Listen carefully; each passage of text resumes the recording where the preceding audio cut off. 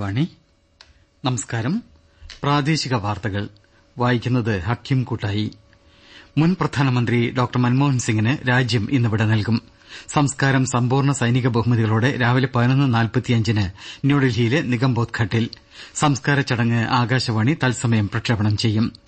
എല്ലാ കേന്ദ്ര ഗവൺമെന്റ് ഓഫീസുകൾക്കും പൊതുമേഖലാ സ്ഥാപനങ്ങൾക്കും ഇന്ന് പകുതി ദിവസം അവധി. ഡോക്ടർ മൻമോഹൻ സിംഗിന്റെ സ്മാരകത്തിനായി ഗവൺമെന്റ് സ്ഥലം അനുവദിക്കുമെന്ന് കേന്ദ്ര ആഭ്യന്തര മന്ത്രാലയം. കണ്ണൂർ രാജ്യാന്തര വിമാനത്താവളത്തിൽ നിന്ന് എയർ കേരള എയർലൈൻ സർവീസ് ആരംഭിക്കുന്നതിന്റെ ധാരണാപത്രം തിങ്കളാഴ്ച ഒപ്പുവയ്ക്കും. പെരിയ ഇരട്ടക്കൊലക്കേസിൽ സിബിഐ കോടതി വിധി ഇന്ന്. സന്തോഷ് ട്രോഫി ഫുട്ബോൾ രണ്ടാം സെമിയിൽ കേരളം നാളെ മണിപ്പൂരിനെ നേരിടും. വാർത്തകൾ വിശദമായി. മുൻ പ്രധാനമന്ത്രി ഡോക്ടർ മൻമോഹൻ സിംഗിന് രാജ്യം ഇന്ന് വിട നൽകും. സംസ്കാരം സമ്പൂർണ്ണ സൈനിക ബഹുമതികളോടെ രാവിലെ 11:45 ന്യൂഡൽഹിയിലെ നിഗംബോധ് ഘട്ടിൽ നടക്കും. ന്യൂസ് ഡെസ്കിൽ നിന്ന് കൂടുതൽ വിവരങ്ങൾ. ഡോക്ടർ മൻമോഹൻ സിംഗിന് രാജ്യം ആദരാഞ്ജലി അർപ്പിക്കുകയാണ്. മോത്തിലാൽ നെഹ്റു മാർഗിലെ വസതിയിലാണ് ഇപ്പോൾ അദ്ദേഹത്തിന്റെ ഭൌതികദേഹം. രാഷ്ട്രപതി ദ്രൌപദി മുർമു, ഉപരാഷ്ട്രപതി ജഗ്ദീപ് ധൻഖർ, പ്രധാനമന്ത്രി നരേന്ദ്രമോദി, കേന്ദ്രമന്ത്രിമാർ സോണിയാഗാന്ധി, രാഹുൽ ഗാന്ധി, വിവിധ സംസ്ഥാന മുഖ്യമന്ത്രിമാർ തുടങ്ങി നിരവധി പേർ വസതിയിലെത്തി അന്തിമോപചാരമർപ്പിച്ചു.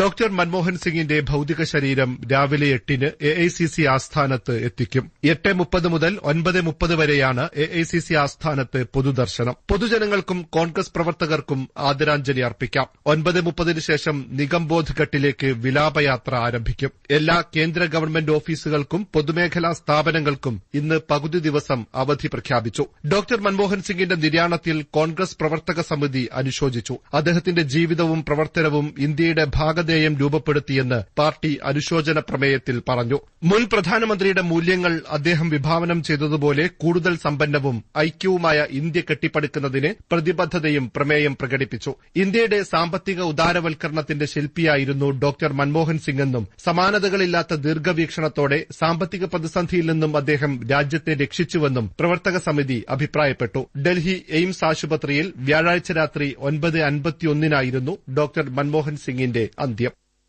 ഡോക്ടർ മൻമോഹൻ സിംഗിന്റെ സംസ്കാര ചടങ്ങ് ആകാശവാണി തത്സമയം പ്രക്ഷേപണം ചെയ്യും. FM rainbow, Indraprastham, Akashvani live news 24/7 ചാനലുകളിൽ രാവിലെ 11 മുതലാണ് പ്രക്ഷേപണം ചെയ്യുന്നത്. ക്യാപിറ്റൽ സ്റ്റേഷനുകൾ ഉൾപ്പെടെ ആകാശവാണിയുടെ എല്ലാ പ്രൈമറി ചാനലുകളും പ്രാദേശിക റേഡിയോ സ്റ്റേഷനുകളും പ്രക്ഷേപണം റിലേ ചെയ്യും.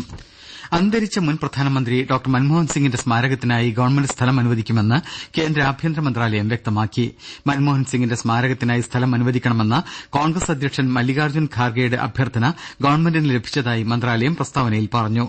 കേന്ദ്രമന്ത്രിസഭാ യോഗത്തിന് ശേഷം ആഭ്യന്തരമന്ത്രി അമിത്ഷാ ഖാർഗെയോടും ഡോക്ടർ മൻമോഹൻ സിംഗിന്റെ കുടുംബത്തോടും സ്മാരകത്തിനായി ഗവൺമെന്റ് സ്ഥലം അനുവദിക്കുമെന്ന് അറിയിച്ചതായും മന്ത്രാലയം പറഞ്ഞു.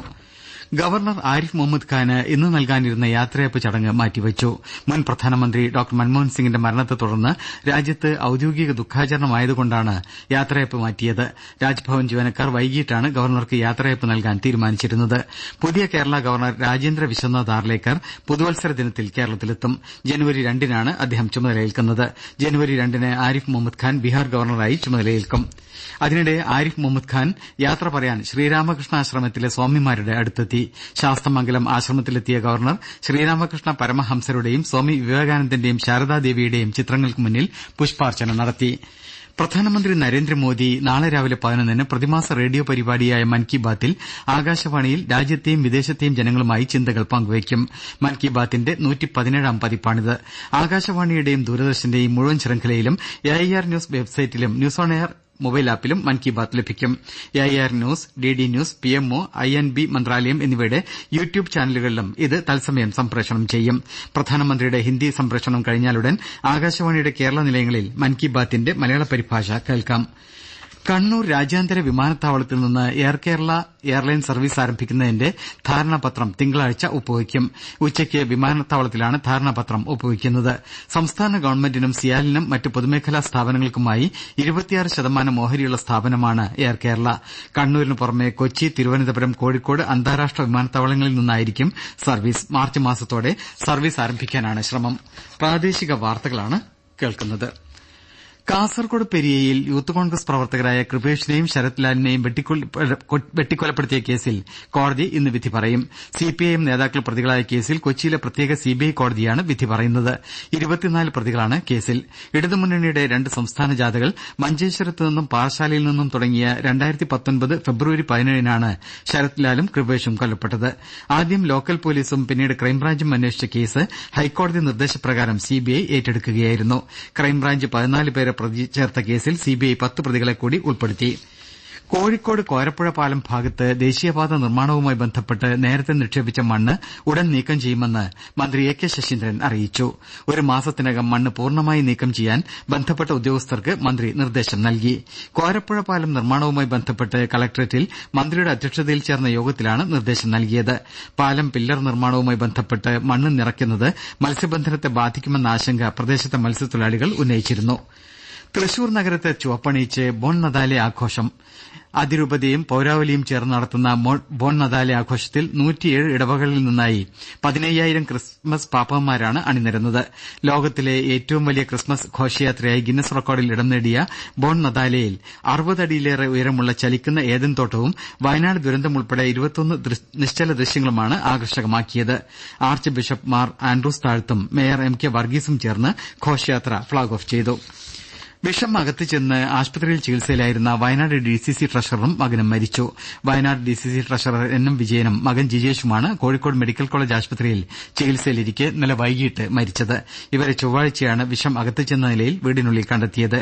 ഗുരുതരാവസ്ഥയിലായ ഇരുവരെയും ആദ്യം സുൽത്താൻ ബത്തേരിയിലെ സ്വകാര്യ ആശുപത്രിയിലും പിന്നീട് കോഴിക്കോട് മെഡിക്കൽ കോളേജ് ആശുപത്രിയിലും പ്രവേശിപ്പിക്കുകയായിരുന്നു. വയനാട്ടിലെ കോൺഗ്രസ് നേതാക്കളിൽ പ്രമുഖനായിരുന്ന വിജയൻ നീണ്ടകാലം സുൽത്താൻ ബത്തേരി ഗ്രാമപഞ്ചായത്ത് പ്രസിഡന്റായിരുന്നു. ഹൈദരാബാദിൽ 78ാമത് സന്തോഷ് ട്രോഫി ഫുട്ബോൾ 2ാം സെമിയിൽ കേരളം നാളെ മണിപ്പൂരിനെ നേരിടും. വൈകിട്ട് 7:30 ഗച്ചിബൌളി സ്റ്റേഡിയത്തിലാണ് മത്സരം. Desk report. കരുത്തരായ ജമ്മുകാശ്മീരിനെ ഏകപക്ഷീയമായ 1 ഗോളിന് പരാജയപ്പെടുത്തിയാണ് കേരളം സെമിയിൽ പ്രവേശിച്ചത്. 73-ാം മിനിറ്റിൽ നസീബ് റഹ്മാനാണ് വിജയഗോൾ നേടിയത്. ക്യാപ്റ്റൻ ജി സഞ്ജു നീട്ടി നൽകിയ പന്ത് വി അർജുൻ ഹെഡ് ചെയ്ത് നസീബ് റഹ്മാന് നൽകുകയായിരുന്നു. റഹ്മാൻ വലംകാലുകൊണ്ട് തൊടുത്ത ഷോട്ട് കൃത്യമായി ലക്ഷ്യത്തിലെത്തി. സന്തോഷ് ട്രോഫിയിൽ കേരളം 31-ാം തവണയാണ് സെമിയിലെത്തുന്നത്. നാളെ ഉച്ചകഴിഞ്ഞ് 2:30 ആദ്യ സെമിയിൽ ബംഗാൾ സർവീസസുമായി മത്സരിക്കും. ഇന്നലെ രാത്രി അവസാന ക്വാർട്ടർ ഫൈനലിൽ മേഘാലയയെ 1-നെതിരെ 2 ഗോളുകൾക്ക് തോൽപ്പിച്ചാണ് സർവീസസ് സെമിയിലെത്തിയത്. മെൽബണിൽ ഓസ്ട്രേലിയക്കെതിരായ ബോർഡർ ഗവാസ്കർ ട്രോഫി 4ാം ക്രിക്കറ്റ് ടെസ്റ്റിൽ 3ാം ദിവസമായി ഇന്ന് ഒടുവിൽ റിപ്പോർട്ട് കിട്ടുമ്പോൾ ഇന്ത്യ 7 വിക്കറ്റിന് 232 റൺസെടുത്തു. 5 വിക്കറ്റിന് 164 റൺസ് എന്ന നിലയിലാണ് രാവിലെ ഇന്ത്യ ആദ്യ ഇന്നിംഗ്സ് പുനരാരംഭിച്ചത്. ഓസ്ട്രേലിയയുടെ 1ാം ഇന്നിംഗ്സ് സ്കോറിനൊപ്പമെത്താൻ ഇന്ത്യയ്ക്ക് 242 റൺസ് കൂടി വേണം. ഓസ്ട്രേലിയ 1ാം ഇന്നിംഗ്സിൽ 474 റൺസ് നേടി. ISL ഫുട്ബോളിൽ കൊൽക്കത്തയിൽ Mohammedan sporting club Odisha FC മത്സരം ഗോൾ രഹിത സമനിലയിൽ പിരിഞ്ഞു. നിരവധി അവസരങ്ങൾ ലഭിച്ചെങ്കിലും ഇരു ടീമുകൾക്കും ഗോൾ നേടാൻ സാധിച്ചില്ല. ഇന്ന് വൈകിട്ട് 4:30 ഹൈദരാബാദിൽ ഈസ്റ്റ് ബംഗാൾ FC ഹൈദരാബാദ് FCയെ നേരിടും. ചെന്നൈയിലെ ജവഹർലാൽ നെഹ്റു സ്റ്റേഡിയത്തിൽ രാത്രി 7:30 ചെന്നൈയിൻ FCയും ബംഗളൂരു FCയും തമ്മിലാണ് 2ാം മത്സരം. സംസ്ഥാന സ്പെഷ്യൽ ഒളിമ്പിക്സിന് കോഴിക്കോട് ഒളിമ്പ്യൻ റഹ്മാൻ സ്റ്റേഡിയത്തിൽ തുടക്കമായി. എല്ലാ ജില്ലകളിൽ നിന്നുമായി എത്തിയ 4698 സ്പെഷ്യൽ കായിക താരങ്ങളും അവരുടെ രക്ഷിതാക്കളും അധ്യാപകരും മേളയിൽ പങ്കെടുക്കുന്നുണ്ട്. ആദ്യ ദിവസമായി ഇന്നലെ 50 മീറ്റർ, 100 മീറ്റർ അസിസ്റ്റഡ് വാക്ക്, 25 മീറ്റർ നടത്തം, സോഫ്റ്റ് ബോൾ എന്നിവയടക്കം 274 മത്സരങ്ങൾ നടന്നു. ശാരീരിക ബൌദ്ധിക വെല്ലുവിളികളുടെ തോതനുസരിച്ച് ലോവർ എബിലിറ്റി, ഹയർ എബിലിറ്റി എന്നിങ്ങനെ 2 വിഭാഗങ്ങളിലായിട്ടായിരുന്നു മത്സരങ്ങൾ. ബേപ്പൂർ അന്താരാഷ്ട്ര വാട്ടർ ഫെസ്റ്റിവൽ സീസൺ 4മായി ബന്ധപ്പെട്ട എല്ലാ പരിപാടികളും അടുത്ത മാസം 4, 5 തീയതികളിലേക്ക് മാറ്റിയതായി ഫെസ്റ്റ് ചെയർമാനായ കോഴിക്കോട് ജില്ലാ കലക്ടർ അറിയിച്ചു. മുൻ പ്രധാനമന്ത്രി ഡോക്ടർ മൻമോഹൻ സിംഗിന്റെ നിര്യാണത്തെ തുടർന്നാണ് ഫെസ്റ്റ് മാറ്റിവെച്ചത്. കണ്ണൂർ ജില്ലാ കേരളോത്സവത്തിന്റെ സ്റ്റേജിതര മത്സരങ്ങൾക്ക് അഴീക്കോട് തുടക്കമായി. കേരളോത്സവത്തിന്റെ ഉദ്ഘാടനം ഇന്ന് വൈകിട്ട് സ്പീക്കർ എൻ ഷംസീർ നിർവഹിക്കും. ഇന്നലെ ഉദ്ഘാടന ചടങ്ങ് ഒഴിവാക്കി പ്രത്യേക യോഗം ചേർന്ന് അന്തരിച്ച മുൻ പ്രധാനമന്ത്രി ഡോക്ടർ മൻമോഹൻ സിംഗ്, MT വാസുദേവൻ നായർ എന്നിവർക്ക് അനുശോചനം രേഖപ്പെടുത്തിയാണ് സ്റ്റേജിതര മത്സരങ്ങൾ ആരംഭിച്ചത്. പ്രധാന വാർത്തകൾ വീണ്ടും. മുൻ പ്രധാനമന്ത്രി ഡോക്ടർ മൻമോഹൻ സിംഗിന് രാജ്യം ഇന്ന് വിട നൽകും. സംസ്കാരം സമ്പൂർണ്ണ സൈനിക ബഹുമതികളോടെ രാവിലെ 11:45 ന്യൂഡൽഹിയിലെ നിഗംബോധ് ഘട്ടിൽ. സംസ്കാര ചടങ്ങ് ആകാശവാണി തത്സമയം പ്രക്ഷേപണം ചെയ്യും. എല്ലാ കേന്ദ്ര ഗവൺമെന്റ് ഓഫീസുകൾക്കും പൊതുമേഖലാ സ്ഥാപനങ്ങൾക്കും ഇന്ന് പകുതി ദിവസം അവധി. ഡോക്ടർ മൻമോഹൻ സിംഗിന്റെ സ്മാരകത്തിനായി ഗവൺമെന്റ് സ്ഥലം അനുവദിക്കുമെന്ന് കേന്ദ്ര ആഭ്യന്തര മന്ത്രാലയം. കണ്ണൂർ രാജ്യാന്തര വിമാനത്താവളത്തിൽ നിന്ന് എയർ കേരള എയർലൈൻ സർവീസ് ആരംഭിക്കുന്നതിന്റെ ധാരണാപത്രം തിങ്കളാഴ്ച ഒപ്പുവയ്ക്കും. പെരിയ ഇരട്ടക്കൊലക്കേസിൽ CBI കോടതി വിധി വിധി ഇന്ന്. സന്തോഷ് ട്രോഫി ഫുട്ബോൾ രണ്ടാം സെമിയിൽ കേരളം നാളെ മണിപ്പൂരിനെ നേരിടും.